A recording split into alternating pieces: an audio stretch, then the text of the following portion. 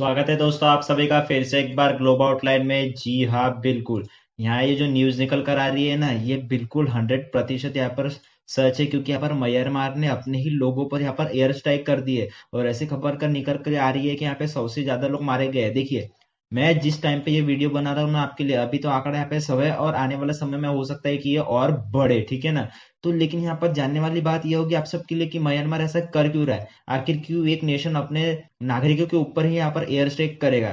तो जानेंगे पूरा मुद्दा। तो चलिए शुरू करते हैं। तो सबसे पहले मैं आपको मैप से चालू कर देता हूँ कि यहाँ पर एक्चुअली म्यांमार है कहाँ पे। तो देखिए, ये देख सकते हैं आप, ये है हमारा इंडिया। और यहाँ पर ये जो है ना, ये बिल्कुल ये रेड कलर का इलाका आपको जो दिख रहा है वो है यहाँ पर म्यांमार, ठीक है ना। यहाँ पर एक बात मैं आपको बता दूं कि यहाँ पर जो म्यांमार की बॉर्डर है ना, वो यहाँ पर कहीं ना कहीं बांग्लादेश से भी लगती है। जी हाँ, बिल्कुल, यह देख सकते हैं। देखिए, मैं एक अच्छे मैप में आपको दिखा देता हूँ, एक मिनट। तो देखिए, ये जूम मैप है म्यांमार का। यहाँ पर प्रॉपर बॉर्डर वगैरह दिख रही होगी आपको। तो यहाँ पर देखिए, ये म्यांमार की जो बॉर्डर ना, यहाँ पर ये छोटी सी यहाँ पर बॉर्डर लगती है बांग्लादेश को। जी हाँ, बिल्कुल, ये देख सकते हैं बांग्लादेश। और यहाँ पर इतनी ये छोटी सी बॉर्डर लगती है बांग्लादेश से। ये आपको क्यों बता रहा हूँ, क्योंकि देखिए सामने बांग्लादेश की जरूर बात आएगी।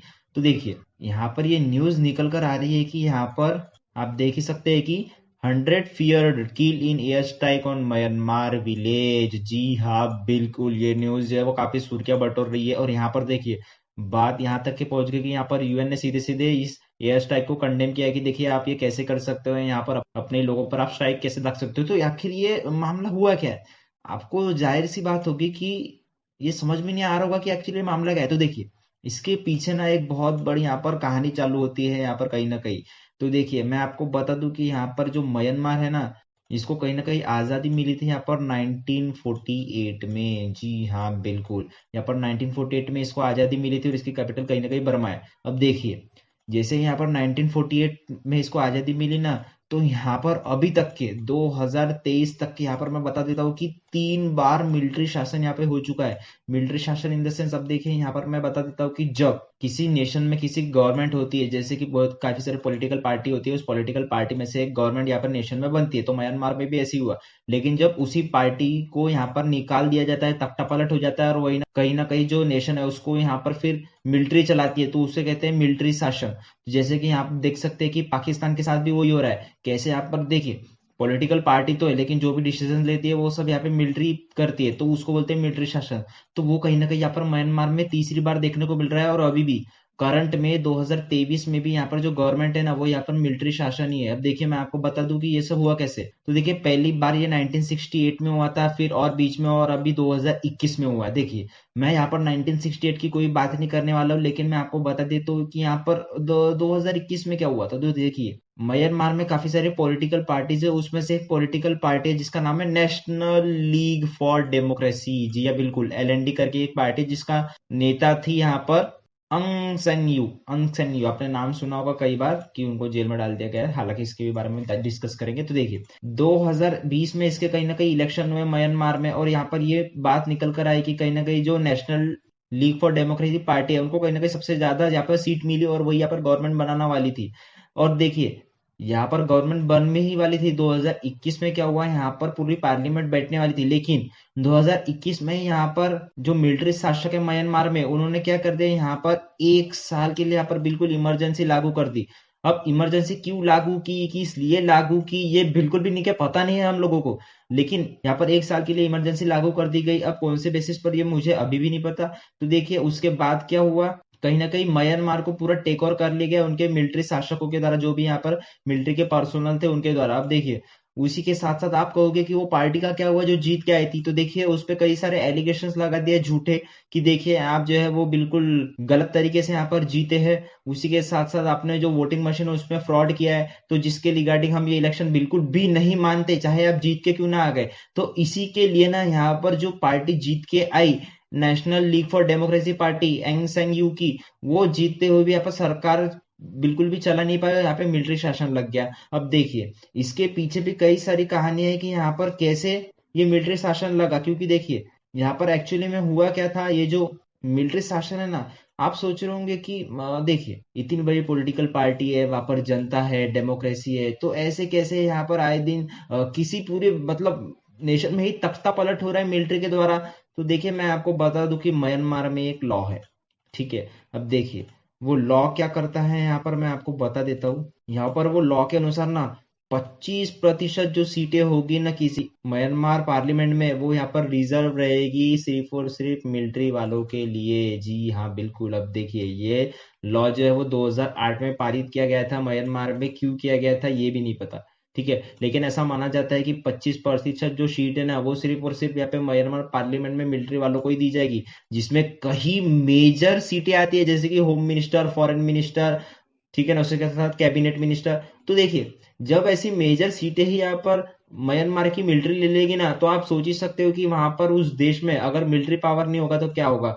और एंग सैन सू जो कि national League for Democracy party के थे, उन्होंने कई लड़ने की कोशिश की यहाँ पर इन मिलिट्री पावर के शासन में, लेकिन वो हार गए और उनको हाल फिलहाल में जेल में डाल दिया गया। अब देखिए जेल में क्यों डाल दिया गया, तो देखिए यहाँ पर ना मैं आपको बता दूं कि काफी ज्यादा धर्म पे भी विवाद चल रहे हैं म्यांमार में। अब कैसे चल रहे हैं, तो देखिए यहाँ पर म्यांमार में जो है वो दो तरीके के लोग रहते हैं, मैं आपको कह सकता हूँ। एक बुद्धिस्ट कम्युनिटीज के है और एक काफी ज्यादा रोहिंग्या है, जिसकी यहाँ पर मेजर पॉपुलेशन देखी जाती है कौन से रीजन में, तो देखिए रखैन नाम का एक रीजन है यहाँ पर म्यांमार में, शायद आपको मैप में दिखे। देखिए इस ये इतना इलाके में कहीं ना कहीं जो है रोहिंग्या रेफ्यूजीज रहते हैं। देखिए रोहिंग्या रेफ्यूजीज क्यों बोल रहा हूँ, क्योंकि देखिए इसे कहीं ना कहीं रेफ्यूजीज मानते हैं कि ऐसा कहते हैं कि ये बांग्लादेश से आए थे यहाँ पर, जो अभी तक के यहाँ पर इस पूरे इलाके में बसे हुए। अब देखिए रोहिंग्या की बात क्यों आ गई यहाँ पर, तो रोहिंग्या का एक मेजर इशू यहाँ पर निकल कर आता है कि क्यों एन सेंग सुई, जो कि national League for democratic party की यहाँ पर अध्यक्ष थी, उसको जेल में डाल दिया गया। अब देखिए उसके बारे में ये कहा जाता है कि कहीं ना कहीं जो म्यांमार है ना, मैं पहले आपको बता दूं कि उसमें मेजोरिटी जो है वो बुद्धिस्ट पॉपुलेशन है। अब देखिए बुद्धिस्ट पॉपुलेशन जो है वो रोहिंग्या कि काफी ज्यादा यहाँ पर कट्टर दुश्मन है। अब देखिए रोहिंग्या क्या है, तो ये जो है वो इथनिक मुस्लिम ग्रुप है यहाँ पर, ठीक है ना।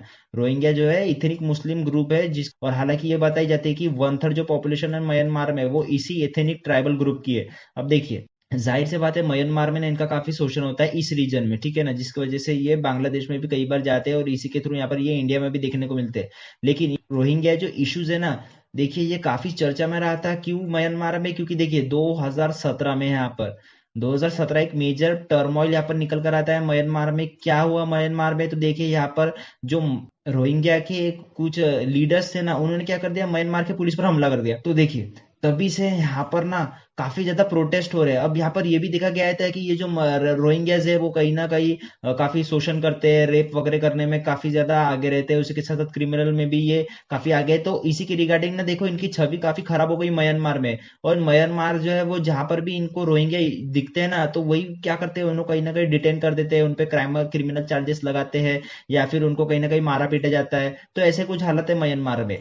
तो देखिए जिसके रिगार्डिंग यहाँ पर यूएन ने काफी सारे सैंक्शंस लगाए हैं म्यांमार पर, लेकिन जब यहाँ पर 2017 में एंग सैंग सुई थी ना, जब ये पावर में थी, तो यहाँ पर ना इन्होंने यूएन में जाके ये साफ कहा था कि देखिए मैं यहाँ पर इसके लिए जिम्मेदार नहीं हूं, या मेरे शासन में तो ये हो ही नहीं रहा है। जी नहीं, बिल्कुल नहीं हो रहा है, मैं बिल्कुल रोहिंग्या की सपोर्ट करती हूँ। मेरा यहाँ पर ऐसा कुछ भी नहीं है कि उनके साथ कुछ गलत किया जाए, मेरा ऐसा कुछ भी मानना नहीं है। जिसकी वजह से देखिए म्यांमार में जो बुद्धिस्ट पॉपुलेशन थी ना, जो रोहिंग्या की यहाँ पर मेजर कट्टर दुश्मन थी, वो यहाँ पर दुश्मन बन गई एन सैंग सू की। क्यों, क्योंकि देखिए उन लोगों एंग सैंग सू ने रोहिंग्या को बचाने के लिए काफी सारे अभियान चलाए थे, काफी सारे यहाँ पर उनकी मदद की थी कि देखिए ऐसा नहीं हो सकता। जबकि यहाँ पर म्यांमार की जो मिलिट्री है वो भी यहाँ पर रोहिंग्यास पे काफी ज्यादा अत्याचार करती थी।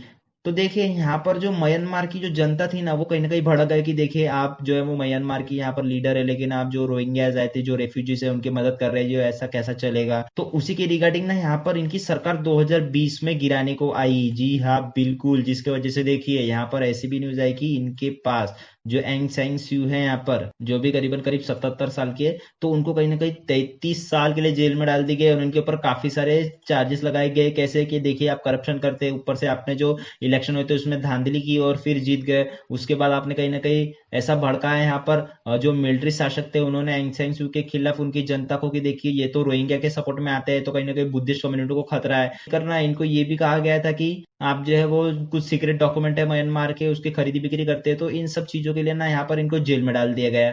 और यहाँ पर ऐसा माना जाता है इनको कहीं ना कहीं 33 साल की जेल है इस अलग अलग करप्शन चार्जेस को लेकर, या फिर रोहिंग्या सपोर्ट को लेकर, या फिर इलेक्शन में धांधली को लेकर। तो ऐसा कुछ यहाँ पर सिचुएशन है म्यांमार में। उसके बाद देखिए जो इनका अभी मिलिट्री शासन चल रहा है ना वो इतना क्रूर है। यहाँ पर मैं आपको बता दूं कि यहाँ पर जितने भी पॉलिटिकल पार्टीज है ना उनको यहाँ पर किसी ऑर्गेनाइजेशन में जाने के लिए भी मना है। सपोज मैं आपको बता दूं कि इंडिया भी G20 होस्ट कर रहा है, ठीक है ना। अब G20 की यहाँ पर बैठक हुई और उसको म्यांमार को यहाँ पर एंट्री दी गई कि देखिए आप आइए इंडिया में G20 समिट कीजिए, ठीक है। तो यहाँ पर जितने भी पॉलिटिकल लीडर्स है ना उनको पहले मिलिट्री से परमिशन लेनी होगी कि देखिए भैया हम जाए क्या। तो इतना यहाँ पर कड़ा मिलिट्री शासन लगा हुआ है और यहाँ पर इतनी भी मनाही है इन पॉलिटिकल लीडर्स को कि आप किसी फॉरेनर से भी बात नहीं कर सकते, आप ना किसी पत्रकार को इंटरव्यू दे सकते हैं और ना आप कहीं बाहर भी जा सकते हैं। जी हाँ बिल्कुल, ऐसा यहाँ पे कड़े कानून लगाए गए हैं इनके द्वारा। तो देखिए जाहिर सी बात है, आप सोच रहे होगे कि इतना अगर कड़ा शासन है क्या लोगों का यहाँ पर प्रोटेस्ट नहीं हुआ है? तो जी नहीं, बिल्कुल यहाँ पर प्रोटेस्ट हुआ है, बहुत ही मास तरीके से यहाँ पर प्रोटेस्ट हुआ है। लेकिन देखिए उस प्रोटेस्ट को दबाने के लिए भी जो इनकी मिलिट्री का शासन था, मिलिट्री की सरकार जो मैं कह सकता हूँ, उन्होंने इतनी बुरी तरीके से हैरास किया उनके लोगों को। क्योंकि देखिए जैसे यहाँ पर एयर स्ट्राइक हुई है ना ये वाली, तो ऐसे कई मेजर स्ट्राइक्स किए गए जहां पर ये प्रोटेस्ट कर रहे थे लोग। देखो उनको घर से यहाँ पे डिटेन किया गया है, घर में ही। उसी के साथ साथ यहाँ पर देखिए कोई भी यहाँ पर इनको रास्ते पे दिख जाता था तो उसको टेररिस्ट घोषित कर दिया जाता था। उसी के साथ साथ देखिए उन्होंने कई घर पे रेड मारी कि देखिए आप जो है वो ऐसे प्रोटेस्ट करते हुए वो पकड़े गए थे तो आपको कहीं ना कहीं अभी हम बाहर क्रिमिनल जेल के अंदर डाल दिया जाएगा। तो ऐसे यहाँ पर इतनी बुरी तरीके से हैरेस किया है म्यांमार ने म्यांमार की जनता को। अब देखिए मैं आपको एक बात बता दूं यहाँ पर कि ऐसे ना यहाँ पर एक स्ट्राइक नहीं हुए हैं। जी हाँ बिल्कुल, यहाँ पर ओवर द पास्ट ऐसे कई सारे स्ट्राइक्स किए हैं यहाँ पर म्यांमार के मिलिट्री शासकों ने। अब जैसे कि यही न्यूज देख सकते हैं कि musician and miners among 80 dead in जनता एयर स्ट्राइक ऑन कॉन्सर्ट। अब ये जनता क्या है? तो देखिए म्यांमार की जो मिलिट्री है ना उसको कहीं ना कहीं जनता करके पुकारा जाता है, जनता, ठीक है ना।